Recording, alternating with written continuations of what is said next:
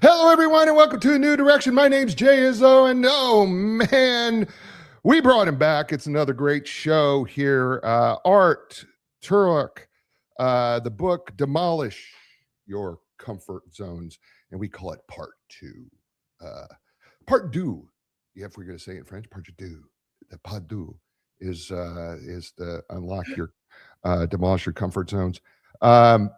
Great book. If you haven't picked it up, great book. We're gonna, we brought him on and we talked a lot about, the first, I would say, first half of the book, and we got a little bit into the 6 unconventional practices to crush your hidden limitations. But we wanted to focus on those 6 specifically today because I know that many of you said, "Oh, this is good."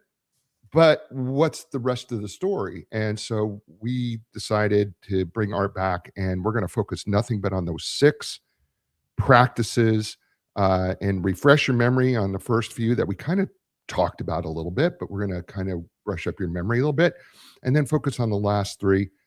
These are things that you can take home with you today, by the way. This is the beauty of the book. And what I loved about this book so much was that the practical application in this, if you were to follow this, it will be life-changing. I can promise you that. And so we're going to talk to him. Before we do that, let me introduce you to him. Again, it's one of those things that we have to do. Art Turock is a comfort zone demolition expert, has the distinction of being an elite performer in both business and athletics. For over 3 decades, he's delivered speeches and executive coaching for 125 Fortune 500 companies, one of the highest totals all time in the speaking industry. To spice up his exercise program, Art took up sprinting at age 55, so young to do that. He continues to enjoy a career in masters track and field. In 2015-2016, his pentathlon scores at the USA Track and Field Masters Championship earned him silver and a bronze medal, plus a number 8 world ranking for his age group. These athletic achievements are more extraordinary because of Art's birth defect that restricts normal blood circulation. 2016, Art has conducted over 1,200 self-experiments to demolish comfort zones and develop his ability to take extreme accountability for achieving breakthrough results. And in 2018-2020, he orchestrated the Extraordinary Freedom Experiment to empower high achievers in business and military consulting, track athletics to field test his 6 unconventional practices in pursuit of their heartfelt goals. And he comes back to join us. Art, welcome back to the show. How are you, man? Well, I always begin with a motto: discomfort is the price of freedom. Few regrets and plenty of pride. Yeah. No, we're a good friend of mine who you quote in this book, Jason Van Camp, Major Jason Van Camp, Green Beret, good friend of mine who has been on the show a few times, who wrote the book Deliberate Discomfort, is somebody who I admire greatly, and also is somebody that talks a lot about discomfort, and that we got to practice it. And we're going to do that today and help you demolish your comfort zone. So let's just get right into it, Art. We're going to go to part 3 of the book. The 6 freedom practices take your absolute best effort to a whole new level of achievement. Practice number 1, conceive heartfelt yet uncomfortable goals. We talked about this a little bit. I don't know, we got into it some, but I think the big thing here for people, and I want you to elaborate on this, is statement that you make out at the beginning is we got to stop setting ready-made goals. I get this because as somebody who's in business, we give people this goal setting sheet, and we say, okay, how many sales are you going to make? How many phone calls are you going to make? Right. And we list it out for them. And basically we're pigeonholing into them. These are the goals that we have to have for the company. Mm-hmm. But they don't work generally, do they? No. And why is, and I call those ready-made goals. Why is it such a problem that they don't work? Well, they're not individualized. They're company. And so fine for a company to lay down specific expectations and bottom line results. That's okay. But as an individual, I need to develop my own customized connection that can also dovetail with the company goals. So I Mhm. start looking at myself, and I Mhm. realized that, these ready-made goals, well, they apply as an individual. They go beyond just the pure breadth of the company. They go into looking at perhaps my health, my family, my religious affiliations. It could be a broad number of ranges. And if I'm looking at my business or career, I'm looking at that too. But they're typically broad measures. What we want to look at are questions of the heart. And I use the term heartfelt goals. So whether it's whatever sector of goals you're setting, you want to see that they're really connected with your passionate values. That's the key, Jay. How do help us bridge the gap here a little bit, because I Please. think this is a question that came up as I was reviewing this again and I was rereading the book again. Help us bridge the gap, because I can hear some sales supervisor, some sales manager saying, "But Art, I got to have them. I want to know what their goals are for the year. I need to know how." And that person who's the salesperson, let's say, says, listen, Art, that they want to hold me to an account of what I'm going to produce this year. And yet I know I get what you're saying. I want to have heartfelt goals, and I do on my own. How do I make this all work so that I can keep my job Mhm. and at the same time be able to uh, be productive and be able to reach my personal things that really mean something to me, my goals? How do we bridge that between? Beautiful. Yeah, I think one of the issues is what are the comfort zones I need to demolish Mm, to hit the metric? mm, And you could play it just for this year, that single metric, or particularly if you're a manager, the long term. mhm, Okay. So, give you an example. Written in my book is a close colleague of mine over the years, Andy Teisler. Andy looked at a pivotal point in his life. He said, I could go for the numbers and the short term, and this is what would please perhaps my boss and the folks on Wall Street who mhm, look at numbers. Great. That's called a make the numbers sales manager. mm, Okay. Andy said, I want to play the long game. I want to do something that really lights me up. And that would be to develop my Salesforce team. This was at Deschutes Brewery. mhm. And he did. And he made developing them part of the role, an essential part of his role. He reinvented his role. That was his new goal. I'm going to become a developmental sales manager.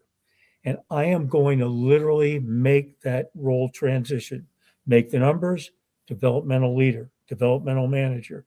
And he realized that his numbers might go down for a short period of time. But he said, I'm going to take that risk because I know in the long term, I'm going to be setting breakthroughs. And that's exactly what happened, Jay. Mm. So that's how it becomes personal and heartfelt. You're going to pick the passionate values that guide your behavior to give you the best results possible. You take So on the changes that are essential to produce maximum outcomes. so I love that. I'm thinking here in terms of, okay, so first of all, it sounds like it's a risk to me. Is what you're saying is it sounds like Mhm, a risk. But mhm. then the second thing is it also sounds like you got to bet on yourself a little bit here. What do we Beautiful. specifically, and when we start thinking about this, what specifically do we have to demolish in order to really get to, okay, I know I have to produce, right? I have to produce something. Mhm, mhm. And I know that my company wants something. What do I personally need to demolish here? Or maybe, and maybe it's an endless list. I don't know, but maybe give us an example of like some comfort zone we may have to demolish as we're working through our business goals. What? What go ahead. There are basically a set of obstacles. So what will keep you in a comfort zone is listening to what I call guy on the couch chatter. Okay. The guy on the couch is going to spiel 4 or 5 different things. They're going to give you all, oh, you're not emotionally ready and you're not emotionally up to it. Your circumstances aren't conducive to doing this. Your past history suggests this is your flat line. This is the level you've achieved before. Anything else is a breakthrough. There's no evidence you can produce that. And then the final one is identity. You know, you're just a salesperson. You're not a developmental leader or whatever new identity it would take. So those are your basic factors that the guy on the couch will spout that will keep you diminished. You have to say to yourself, okay, I don't care. Feelings, circumstances, past history, identity, none of that matters. You know, what matters is I am committed to producing big results. We need to talk about commitment too, but that's really the key, is being able to stop the guy on the couch chatter. That is at the heart of demolishing the comfort zone. It doesn't matter. You then do what's required to produce results. That frees you up. So, and I love that. I love the guy on the couch model that we talked about last time we were on. In this chapter, in this chapter, you had 5 steps to conceive heartfelt yet uncomfortable goals. And your first step was to be in wonderment, which we spent some time. We got to be curious. We have to do that. But that's step 1. Step 2, though, is really interesting. Notice your emotional reactions. I think this is often overlooked and underappreciated. Help us understand why in step 2, noticing your emotional reactions are so important to conceiving a heartfelt yet uncomfortable goal. Well, particularly when you go through the 21 questions that I have in the book, those are all questions that could be touching. Some of them may go flat. It's 21 questions. So, not all are going to be, wow, let me get out of my chair. I'm excited. Yay, go team. No, it's not going to be that way. You're going to have different emotional reactions to various questions. And certain ones will hit you in the heart. You'll go, yes. And that's what you want to pay attention to. Step 3, of course, was convert your initial impressions of compelling goals into measurable goals to accomplish. I think we can all understand that pretty well. Step 4 was, for each of your potential heartfelt goals, list the comfort zones you must demolish to be successful. And you have 3 things under this. Trigger question for dramatic habit change. Trigger questions for dramatic habit change. I don't know why that's so hard for me to say, but evidently it's tongue-tying me. The question is, what is a longstanding bad habit that you want to replace with a more effective habit? If we're taking our example in sales, let's say, and we ask that question, what is a longstanding bad habit that I want to replace more effective habit? What might something like that be practically? Great question. A longstanding bad habit could be a belief that you have, a pattern of belief that gets in your way of being effective. For instance, catastrophizing. It might be, oh, this is unfamiliar, and you immediately go into predicting worst case scenarios, which will stop you. Okay, you're aware of that pattern. I'm going to have a breakthrough. I am going to silence myself. In fact, one of the techniques I tell people to use is NFL referee red flags. Toss a red flag on yourself. Silence. No catastrophizing on this shift. It's done. And you may have to toss numerous red flags. Right. But start to do that on yourself. And then gradually you realize there's no need to catastrophize here. What's the worst possible outcome? Could you live with it? What will you do if it happens? And you rationally think through it rather than get hooked into having your emotion dominated by that. That's just one example, Jay. I think this is a piece that you don't say it explicitly in the book, but I think this is so well implied, is that we do have to have a level of self-awareness Yes. And we're poor at it. I mean, if we're really honest as human beings, we're really not all that self-aware, right? I mean, Mhm. Dr. Tasha Urich did a study several years ago on self-awareness, and I think it was she did this work with college professors, and 95% or something college professors felt that they were really self-aware, but when they actually did the research, she found out that actually 85% aren't aware at all, and 15% may be aware on their best day, right? So we're not really self-aware, but I think so much of this, especially these practices that we move into, require us to have a high level of self-awareness. Yes. And Yes. and I think that's critical to all of these that we're going to run through. Mhm. How do we develop that? And because you had to develop self-awareness, Yes. how do we develop that, become better at self-awareness? There's a habit that I developed, and it's one of the practices, basically mindset disturbance rehearsal. So I realized I had to become very alert to my mindset. So I have a notebook, and every morning I would start and say, okay, what are the comfort zones I'm going to demolish today? And at least 3 days a week, I would have a comfort zone to demolish. The first thing I do is, what is the uncomfortable goal you're going to go after? Write that in the notebook. Second, what's your guy on the couch likely to say at that time? Write that down. What are your passionate values that you're now going to focus on to shut up the guy on the couch? Okay. And my core three are freedom, courage, and extraordinary. Mm, I'll say, okay, how would you manifest courage to demolish that comfort zone? mm. And then as the day goes on, I look at that moment when at 2 o'clock, time to take action. I have a phone call with Jay Izzo, a podcast. Let's do it. Okay, so whatever the time of day is, I can go right back to my notebook, look exactly at what I said, and move forward. And you start doing that, Jay, 3, 4 times a week, you develop the habit and become more astute and more fluent in being aware. Well, I'll tell you what, he's making me more self-aware right now. His name is Art Turock. He should be making you more self-aware too. The book's titled Demolish Your Comfort Zones, available everywhere books are sold. He is a comfort zone demolition expert. You're listening to him here on A New Direction. Hey, folks, you tune into A New Direction to grow your business and your mindset, but you can't move forward if you're worried about what's lurking in your inbox. That's where Data 443's Siren, CYREN, comes in. It's the industry standard for real-time email security and URL filtering. They stop phishing and malware before they ever strike, so you can focus on your success, not your safety. Don't let a cyber attack derail your journey.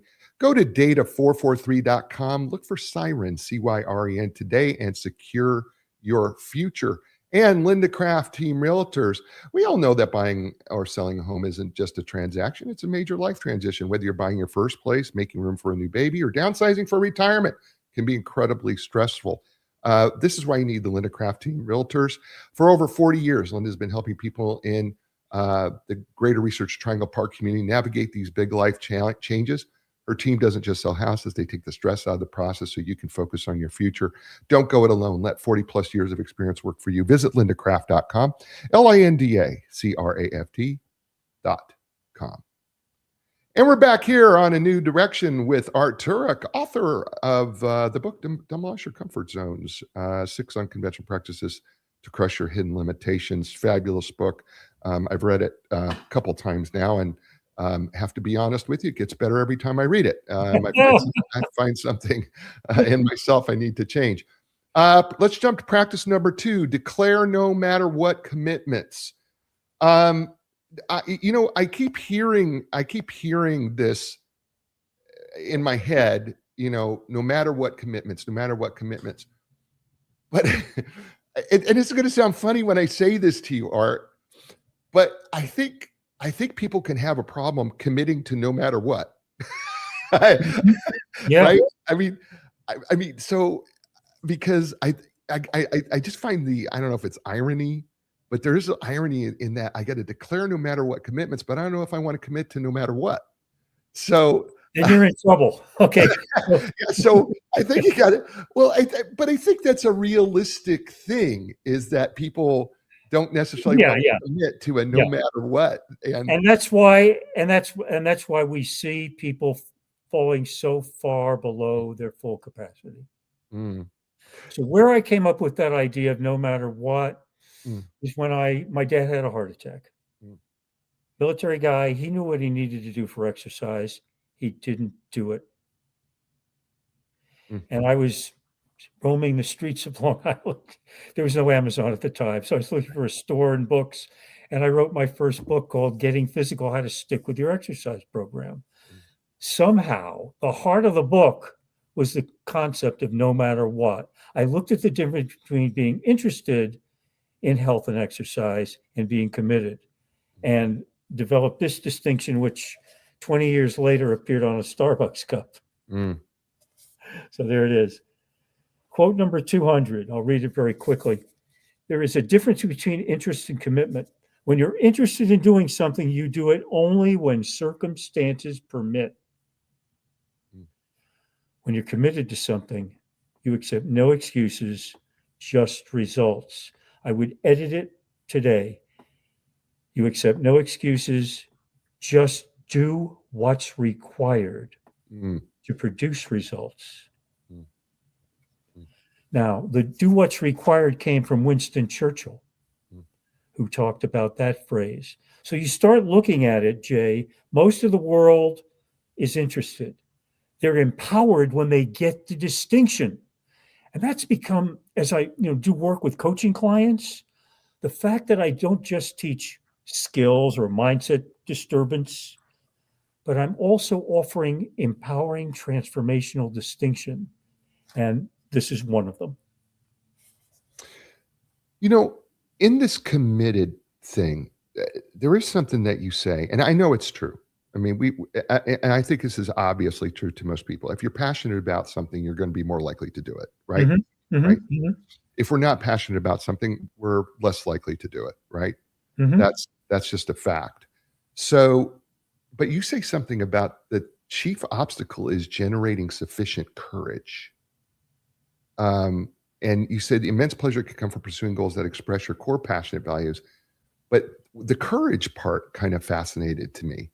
Why is it take so much courage to, and why is it such an obstacle, I guess, to generate sufficient courage to actually make this happen?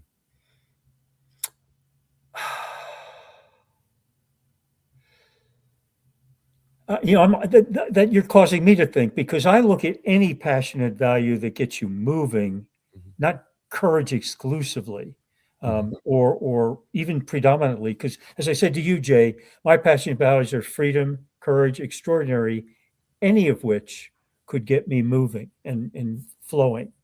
Now, courage is so good only because it allows you to say, okay, there's no fear that will stop me. You feel excited about demolishing a fear, a discomfort, and courage could be the label that you apply to the state you're in. I wouldn't want it to be heard as exclusive, however, or predominant. As long as you're fueled by a passionate value, and if courage is one of those passionate values, go for it. Do you think, though, that, because I started thinking about this when I reread this section a little bit, and indulge me here for a second. I think it takes a lot of courage to be committed. I think it requires, because what you're saying is, I'm going to let go of what I normally want to do or like to do, because I'm going to be so committed to this that regardless of the pain that it's going to take, and I know it's probably going to be painful, courage is going to be required for me to get there. Is that accurate? I might play it a little bit different, but okay. The point is, we don't see a lot of illustrations in the world of full bore commitment. So it may manifests as, boy, that guy's got courage. Mm, But that's only because of what's lacking. mm. People haven't gotten wind of this distinction, commitment versus interest. Mm. Yeah. So, yeah, what you see on the streets is a very different animal. Well, I'm reminded. It's a quick story. I'm reminded of a time. I don't remember how old I was. I may have been 12, 13 years old, maybe 14. I don't remember. Now I was on the farm, and I'm going to bring up something, and people probably going to laugh. It was the first time I was on the farm, working as a farmhand as a kid, and we had to castrate hogs for the first time, right? And that process back then was you had to get the boar and you had to grab it by its front leg and pull it over and straddle its front leg, and then the other person would sit down, and then they go through the process. And I remember I had never done anything like that before as a kid, because I'd never seen it done, and it was the first time I ever did it. But I was told this is what you have to do, and I had to be committed to doing it. And I remember the amount of fear that went through me Mm-hmm. to have to grab this boar by the front leg, flip it on its side, straddle it while it's screaming and moving like the devil on there, and then have somebody sit down and then do its thing while it's still screaming. And I know that for some people it's going to sound torturous. It's just part of farm life. But I remember that the fear never went away, but I still had to commit to do it because I was told Yep. this is what you have to do. And I don't know if it was courage, but here's what I knew. I knew that every step I took towards that boar, I was more committed to it. Mm-hmm. Right. And I couldn't stop. There was no out. Yep. At that point, you're all in or you're not. Yep. And I wonder if this is part of, when you make these goal commitments, if it's, you just got to take the step towards it, and then the next step, and then the next step, and the next step. Is that kind of fit in there? Is Yes, that yeah. I mean, if you want to call it commitment, and then you do what's required to live your commitment, which is what we've been saying so far in this talk. Yeah. And, for instance, today for the first time, preparing for a podcast, I went in and lifted weights. I did some dumbbell work. Good. I did some jumping jacks, took a shower, threw on my clothes, and showed up for our conversation. So I said, I'm going to do what's required to be in peak state. And not to say I hadn't done review hours before in the morning to get my ideas straight. Right. But that's what I mean. That's what commitment is. I want to excel in my interaction with Jay in a new direction. So I'm going to try a new direction for myself in a more physical preparation just before I go on a podcast.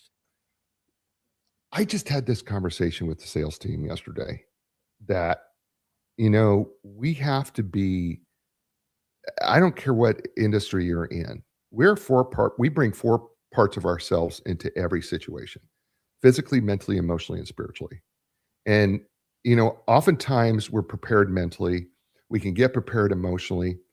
Maybe we get prepared spiritually, but the physical part of us often gets neglected. Yep. And so what happens is we don't think about how our physical exercise and physical being actually contributes to our confidence to be able to make it through our commitments, because it does set us up for success.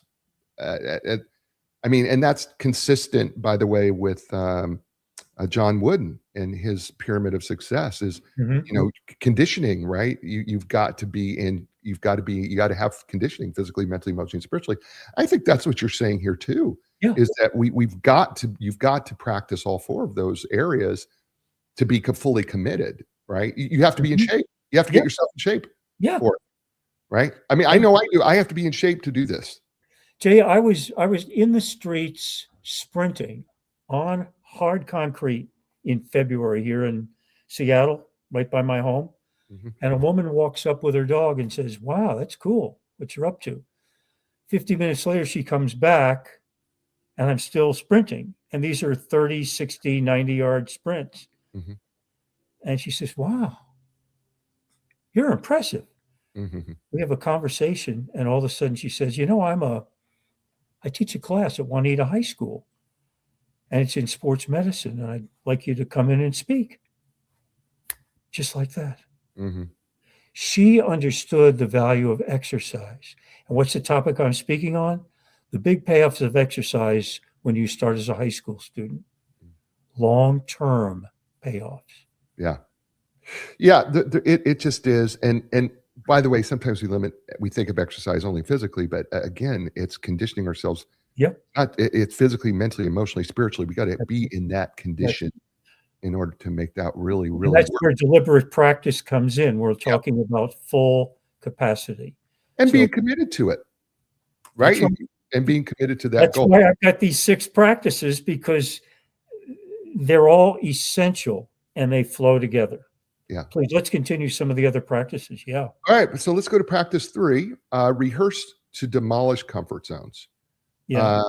And so what you say here, declaring goal commitment sets the proper direction for subsequent choices. However, you must reignite your commitment again and again to accomplish long-term goals.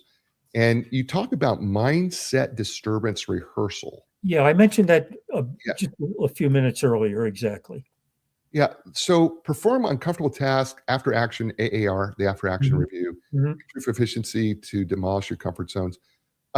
Let's just talk about when we're talking about mindset rehearsal. You ask a question here: what mindset is the trigger for your choices? Which I Mhm. thought is a very interesting question. When you ask that question, what mindset is the trigger for your choices? What are you asking people to do? Victim mindset or accountable mindset? So that's Mm, kind of a bottom line question.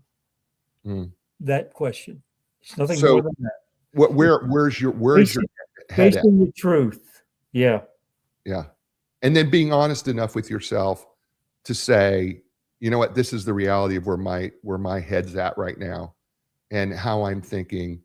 And then once we do that, throw a red flag, change our thinking, right? And move there. I think the rehearsal part is really interesting in that, mindsets don't change overnight, Hmm. right? And so this is in order for us to really change that, right? I mean, this is why we call it rehearsal. Yep. You have to constantly be practicing it over and over. It's not a one-time thing, correct? Nope. Nope. Right? We have to continually make that happen. And I think that's really, really important for people to understand um, that we've got to have this. That when you want to change a mindset, it's like any habit. It's like changing your body, right? You go into Hmm. the gym, you're not bench pressing 550 pounds the first time you Nope. jump under the bench press. Nope. It's going to take some work to get ourselves wrapped around. And by the way, victim mindset is very easy. It's the easiest one to go to. Yeah, because there's plenty of pollution in the air. Yeah, right, right, right, right, In media. right. So yeah, it doesn't take much practice. It's like inherited. And And I use the term, in the book when we look at accountability contagion, that is such a contrast between blame contagion, which is what's mm, quote the social contagion that pollutes our mindsets nationwide. you know, you do make a statement in here that we just kind of talked about, and you said mindset disturbance rehearsal can be a difficult habit to change. It's a Oh, hard, difficult habit to adopt. yeah, and yeah, you say it's very it. I think that's what people need to know is that this is not going to be an easy. This isn't an easy thing. This is not something you flip a switch like a light switch on and then it just happens, right? I mean, it's going to take some work. That's right. And you've got to look at the long-term consequences. So the key mental trickery that human beings are exposed to, and we touched on this just a bit last time, is the colossal deception. And so at any point, Jay, what you're alluding to is there are much more comfortable ways to go through life, but you'll eventually flatline and you'll have lots of regret. Yeah. When you All look right. at the legacy, but go ahead, you're going to No, move no, no. on. Go ahead. No. Go ahead. Then Finish. the other side of that coin is you realize you have to think long term instead of dismissing the long term consequences. I'll get around to that. I'll get around to that. It's not a big deal. Wrong. Mm, Start now. So mm, you don't trade off short term comfort for long-term consequences and then feel regret afterwards. The excitement is when you have the pride to follow through and you start altering your self-identity. And then this becomes more, oh, you got push-ups to do at 4:30 in the morning, Art? Great. Well, before you go on with Izzo? Yeah, 4:30 in the morning. Okay, good. Yeah, there's people out there going, I'm not getting up at 4:30 in the morning to do push-ups. Okay, we'll make it 5:30 if that's your time frame. Just do it. That's right. All right, well, let's move on to the 4, 5, and 6. And so we gave people a quick review of those first three. Let's dig into 4, 5, and 6 here a little bit. Practice 4, generate extreme accountability. I love this extreme accountability, which I think people have a hard time with the word accountability. I don't think they fully understand it. And then you add the word extreme to it, can make people think that, okay, well, I don't even know if I understand accountability very well, because the way it's defined in businesses is often punishment. Yeah. Right. Is how it's often defined. That's right. So some people may hear extreme accountability as extreme punishment, and that's not what we're talking about here. So help people understand generating extreme accountability. Yeah, you're absolutely right. Let's be very clear. You can't hold someone accountable. You described it. What happens is we could administer punishment, we could administer consequences, sure. You can't hold someone accountable. Accountability is a personal choice. So I can invite accountability. I can take accountability in self-management. I can invite accountability as a leader and a manager. So that's the real key. And why mess around? If you're committed, no matter what, shut the guy on the couch up. Thank you for sharing, guy on the couch. I'm not going to follow you today. I've got passionate values that will be my guide to taking action. And that becomes the practice. And all of a sudden you start to realize that you can be reliable. Key distinction, Jay, when you keep your word. Keep your word to yourself first, then you start keeping your word to others as a leader. Dramatic difference. You say there's some distinguishing features of extreme accountability. And one of them is extreme accountability capitalizes on all occasions to take accountability. Yes. Explain that. Well, it becomes almost an experiment, a game, if you want to call it. But it's like, hey, I got one life to live. Is this a situation that I'm committed to? If I'm committed to, it deserves an absolute best effort. If I'm only interested, no. That's the difference. So if I'm committed, I want to do my absolute best effort, and here it is. And I do what's required to produce results. That's how you start operating in life. That becomes a habitual pattern. Once commitment takes place, everything else follows through. It's worth practicing over and over again, inviting accountability and taking accountability in your life. How do you help people? Again, it seems like this is a lot of self-awareness, but maybe there is something that you can give people to help them, bring them to better accountability or more extreme accountability. How do you help clients really develop more extreme accountability? Well, I think in the coaching process, there are two things that happen. It's knowing how to ask the right questions. So one is, of course, the questions are listed in the book. And in coaching, I work with them on developing them. In addition, I'll just throw this out. I had it on my desk. These are plastic lists of the questions. So I can hand that to a coach live or say, read it in the book. And it goes step by step, these questions that look at, what are the results you're committed to? What progress are you achieving? So you kind of look at the gap between desired results and current results. Then you look at the undermining behaviors. What actions do you take that are keeping you from making progress or actually taking you in the wrong direction, that undermine you? The self-justification questions. What are the questions what are the difficult justifications you choose to use? This is your guy on the couch. Mm. What's your biggest worry if you actually did the things you've been avoiding? Mm. And then all the payoffs. And these are the short-term payoffs you choose to accept when you tolerate missed results. There's a list, Jay, of about 20 short-term payoffs. And one of the key ones is you get to be right. You get to be right. And then the jigs up question, you start looking at the colossal deception. If you accept these behaviors and the short-term payoffs and undesirable outcomes that are likely to continue and intensify, are you going to accept that? If nothing changes, what are the desired outcomes that are unlikely or never going to happen and leave you with regret? And suddenly the coachee realizes these are serious costs.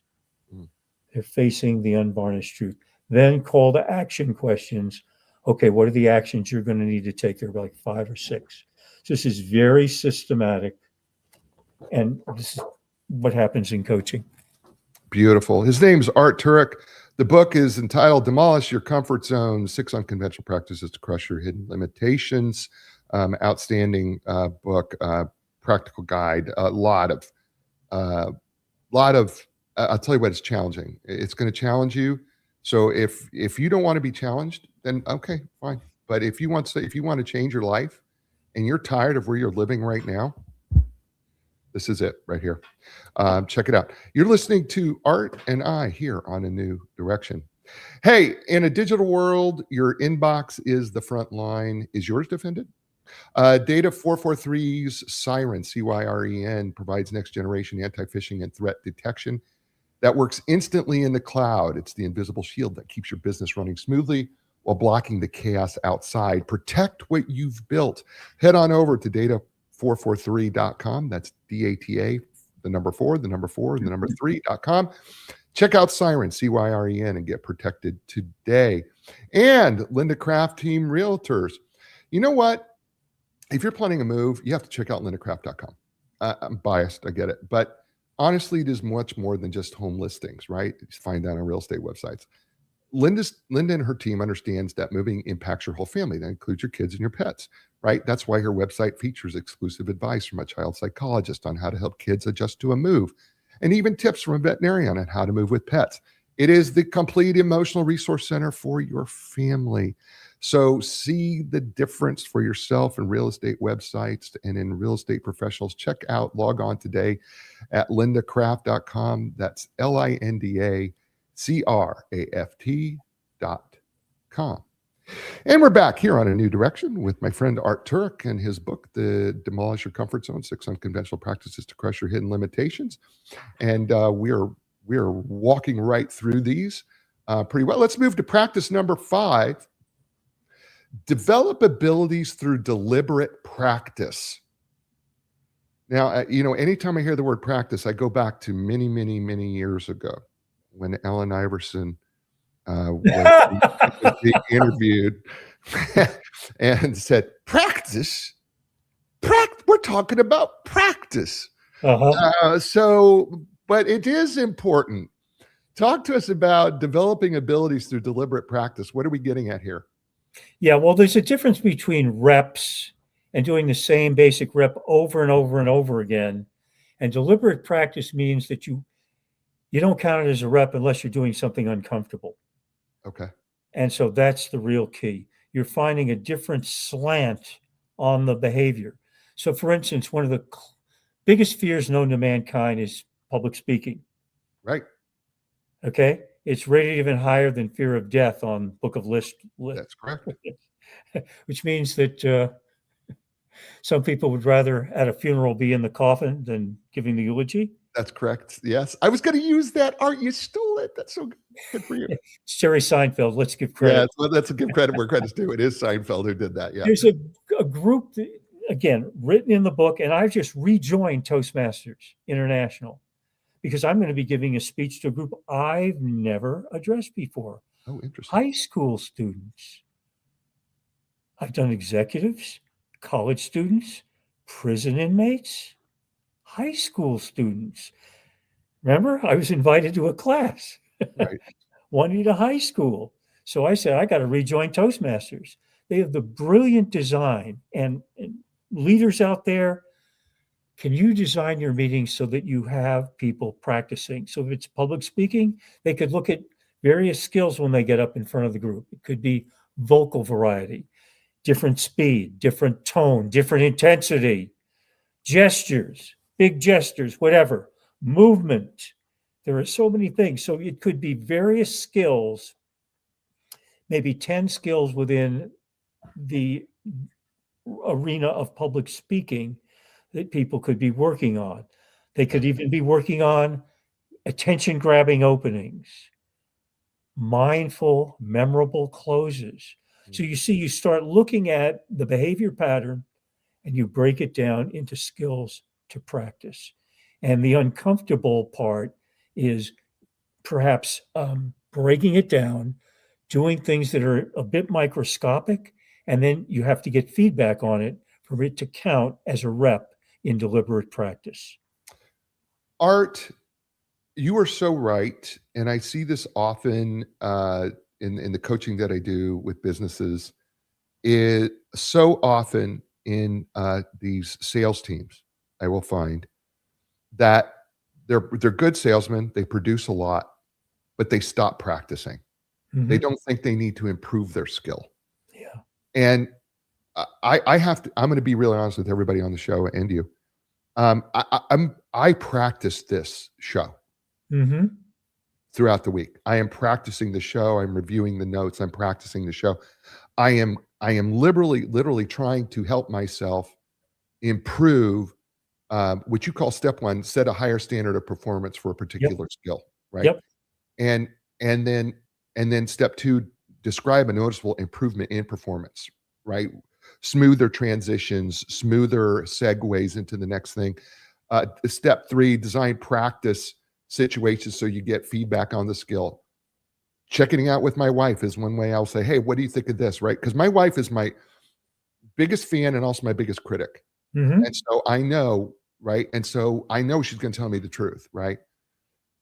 This is what's so important that I think is left out, is that what we're not doing is we're not really being serious about, we're a professional, we're making money, we're good, but we're really not committed to getting to that next level. That's my feeling. Do I got that right, do you think? I think so, and I think people don't often understand what it takes. So again, let's move back to an earlier example, Andy Teisler, a developmental leader. Deliberate practice is so key. His salespeople go out on the road and particularly do calls. So he will talk to them at the very beginning, and they'll have what's called a grounding for greatness, like the label.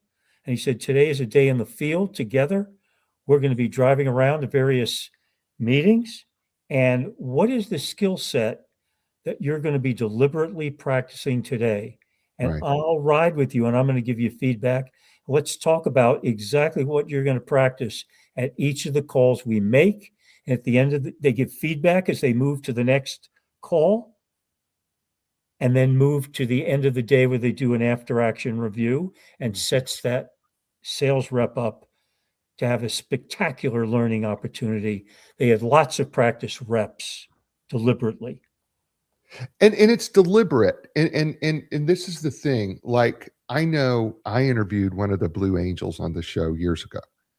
And these are great pilots, right? I mean, these are the best of the best doing these flying shows. And they're amazing. And they talk about this after action review. And they are looking, how are we going to get better? Now, these are the best of the best.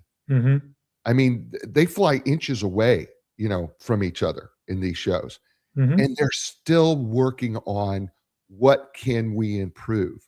Yep. I think this is the difference between just doing the reps and being purposeful in, is what I'm doing achieving and making me better? And I think that's a huge difference, right? Because I mean, I could put a weight on a bar, right? That I could do, 1,000 reps at, but that's not necessarily getting me to where I want to go.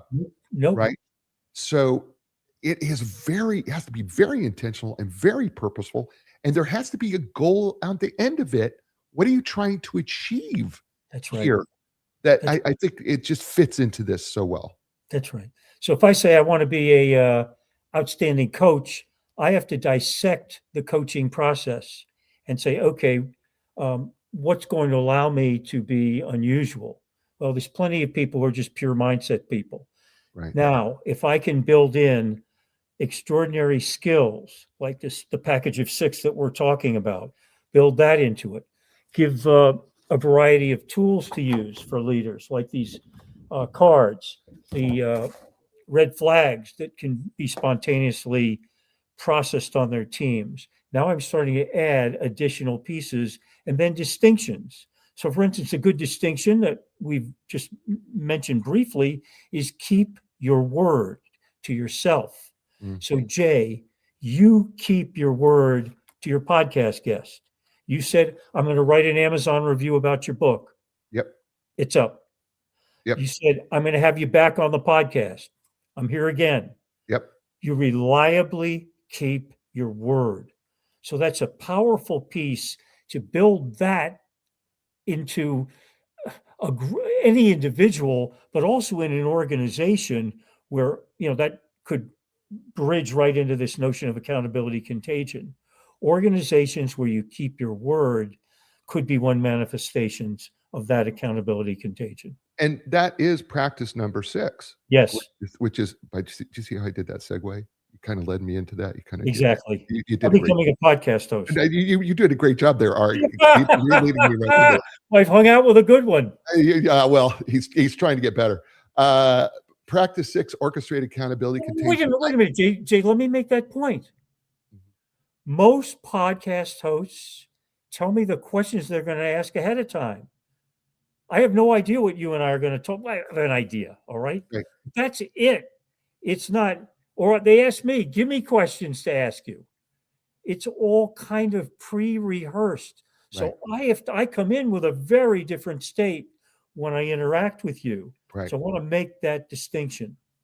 Well, You've taken your game to a different level. You well, know the business so well. You've had so much deliberate practice that you can dance and make all kinds of moves.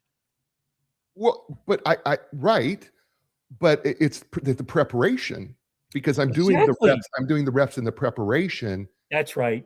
and then I'm not hanging you out to dry. I'm not going to ask something that is obtuse, like, what did you say on page 302? I'm not going to ask you something like that. But yeah, but